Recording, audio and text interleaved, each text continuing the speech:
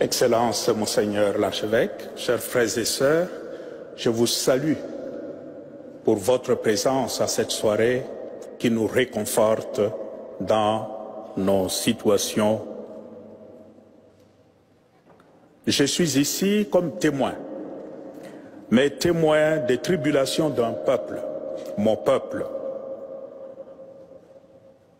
qui réclame tout juste le droit de vivre et de vivre digne.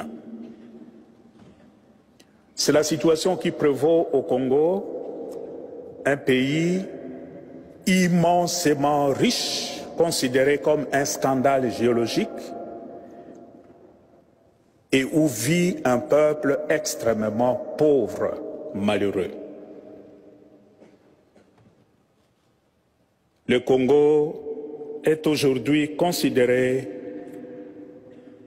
comme cet homme qui descendait de Jérusalem à Jéricho, il tomba entre les mains de brigands qui le dépouillèrent, le rouèrent de coups et s'en allèrent, le laissant à demi-mort.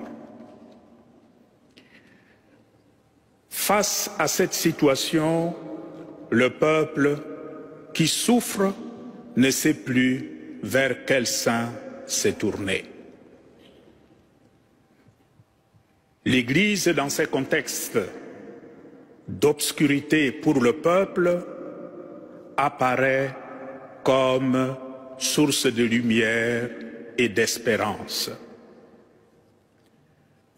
L'Église catholique a constaté au Congo que le malheur du peuple est dû tout simplement au mauvais cœur de l'homme. Ceux qui nous dirigent, qui sont au service des grandes puissances, des grandes compagnies minières de par le monde, se comportent vraiment comme des prédateurs.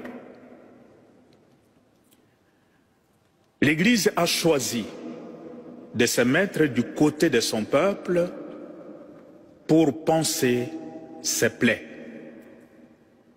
C'est ainsi que l'Église catholique au Congo gère plus ou moins 50% des infrastructures éducationnelles et sanitaires. Sur le plan sociopolitique, c'est encore l'Église catholique qui a aidé, qui a accompagné la classe politique à trouver un accord, dit l'accord de la Saint-Sylvestre, et qui a rendu possible les élections qui viennent de se passer.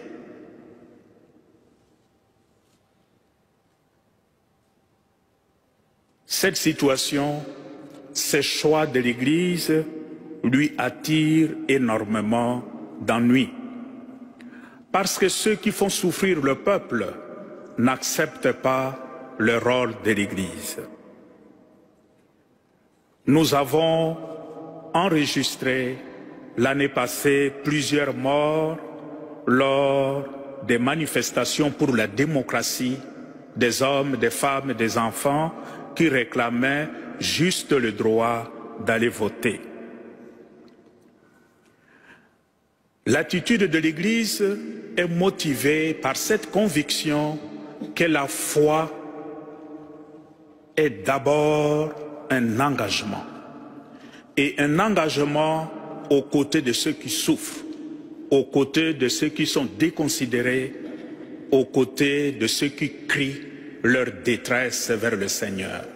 Et le Seigneur écoute plus le cri plaintif des malheureux que la belle musique des puissants de ce monde. Dans cet engagement, l'Église, à travers des prêtres, des consacrés et de laïcs, donne le témoignage d'une foi qui porte de fruits.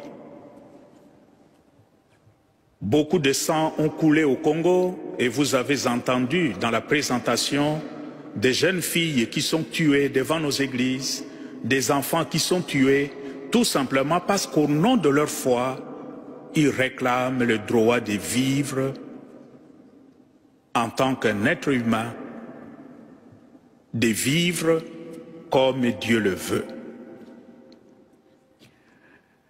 Je suis ici au milieu de vous pour demander de continuer à nous soutenir dans notre combat pour plus de dignité, pour plus de considération pour l'homme congolais.